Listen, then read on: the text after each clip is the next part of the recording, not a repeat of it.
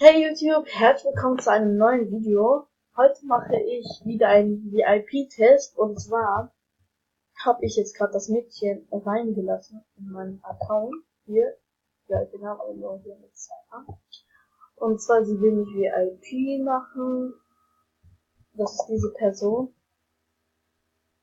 Sie sollte eigentlich, ist kein VIP sein, weil sie, ich weiß nicht, mit der hatte ich jetzt so lange Kontakt und ja, ich kann irgendwie vertrauen. Ich weiß, die ist offen lange sein.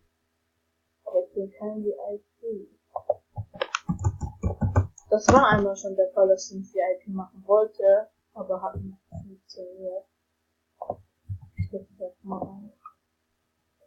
Okay, Passwort hat sie nicht geändert. Komisch.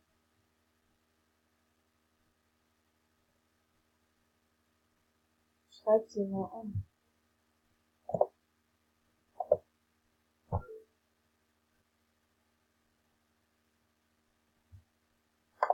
Hm. Ich spiele es einfach. Gott, denn so.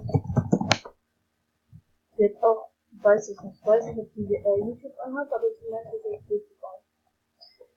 Sie hat jetzt geschrieben, hat versucht, ich verstehe es einfach nicht. Ich weiß jetzt nicht, was das Problem ist, aber naja.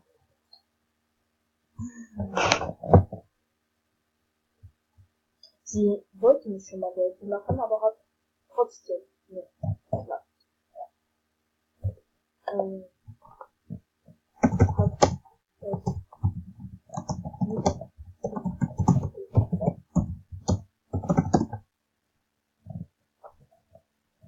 ja, okay.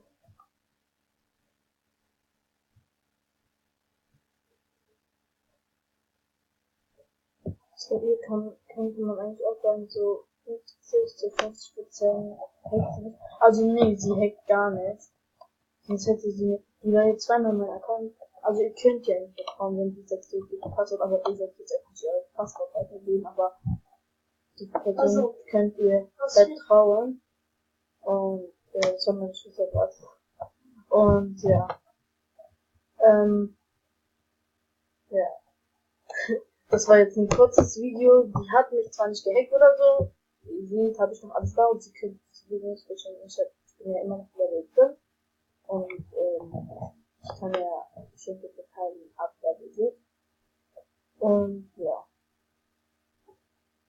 Das ist das geschrieben, keine Ahnung. Auf jeden Fall.